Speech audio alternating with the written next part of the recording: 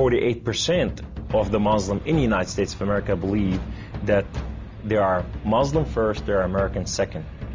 Our purpose is to change this culture because they're infidel, and what they're doing is not pleasing to Allah, and we are the soldier of Allah who will make them do it. Kamal Salim was born in Lebanon to a devout Muslim family. As early as 4 years old, he remembers sitting at the kitchen table while his mother taught him about the Quran and his duty to Allah and jihad. From my childhood, my mom said, one day you'll be a martyr, my son. You will die for the sake of Allah and you will exalt Islam. She said, if you kill a Jew, my son, your hand will light up before the throne of Allah, and the host of heaven will celebrate what you have done. Kamal was 7 when his parents sent him to Muslim training camps to learn to use weapons and engage and kill the enemy. The boys were also taught another, more subtle form of warfare. We were training for what's called culture jihad, which is shifting cultures. Culture jihad is, it's unlike the sword, unlike the rifle, it is the jihad that will come into your world. By his 20s, Kamal was chosen to wage cultural jihad on America. In Islam, liberty, freedom, monarchy, all these are idols, and these must be brought down.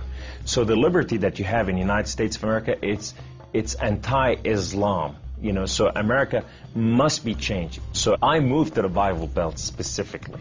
The Bible Belt was the strongest of strongest. That's where the stout Christians are. And I want to take on the best of the best because I considered myself as a sword of Islam. I thought I'm anointed, I'm unique, I'm selected. I'm coming to a country and a culture to change it, and I have the power of Allah with me. In the early 1980s, Kamal entrenched himself in a small Midwestern town. He began targeting men from poor neighborhoods to recruit them to the Muslim faith. But one afternoon, his life would be in the hands of those he hated the most. I was going from one place to another to do a recruitment, and that day I had a car wreck. The car wreck was so severe, I ejected out of my car, landed on my neck, broke my neck in 2 places. This man came running to me, and he said, don't worry, we're going to take care of you, and everything's going to be all right. The ambulance came and picked me up, and now I go to the hospital. The orthopedic surgeon in the emergency room looked at my chart, and he just said, son, we are going to take care of you, and everything's going to be all right. The second day, I wake up in a hospital, and this head of physical therapy, come and read my chart, and he turned around and he said the same thing, word for word, we are going to take care of you. At first, Kamal was frightened by their words, because these men were all Christians. You see, in terrorism, if they said we're going to take care of you, you'd better run. Surgeries to repair Kamal's broken neck were successful, but recovery would take weeks. After being discharged from the hospital, he would need someone to care for him while he recuperated. Kamal had no one, so the orthopedic surgeon opened up his own home to this stranger. In his home, they put me in their choicest room, in the most beautiful thing. I became like part of their family. They didn't see me any different, and now they have a basket set for Kamal. They put in money to free my bills from the hospital. Kamal was overwhelmed with the outpouring of Christian love. As he recovered, he began to help out around the house with cooking and cleaning. They have Jewish friends, they came from Israel, that they support, you know. And now I'm hugging Israelis and I'm cooking for Jews. I'm going, what has happened to me? When Kamal was able to take care of himself and return to his apartment, the doctor had another surprise for him.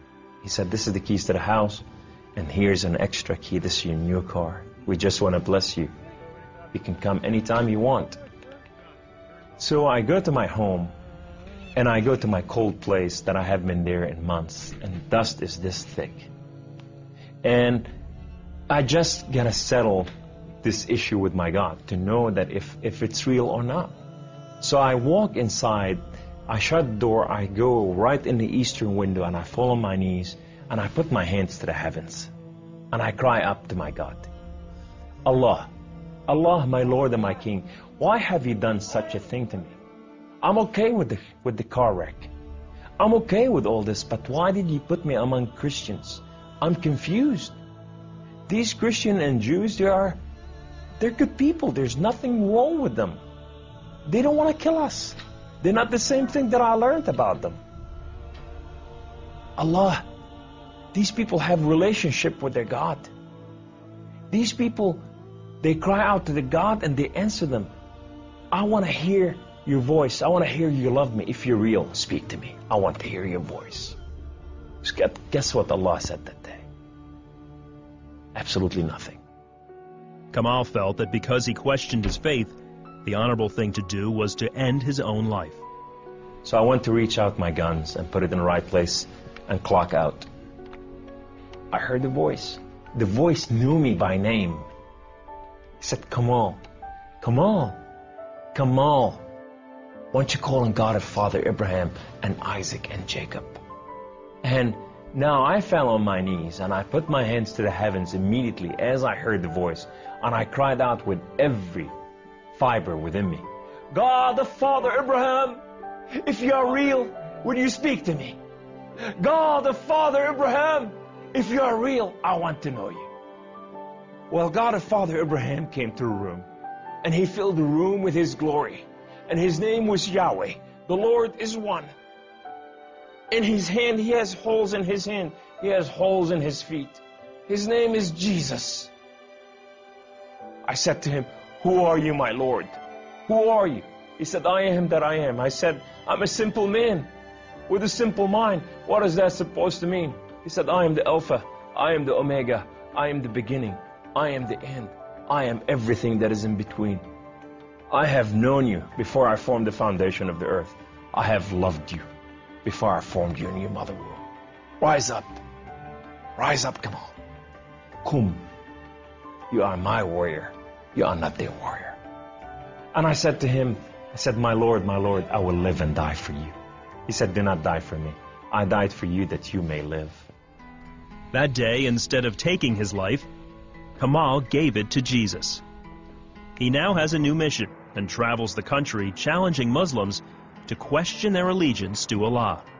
My heart desire is to reach out for my brothers and sisters, the Muslim out there, 1.5 billion Muslim, that they are living out there and they have not tasted freedom, and that freedom in God.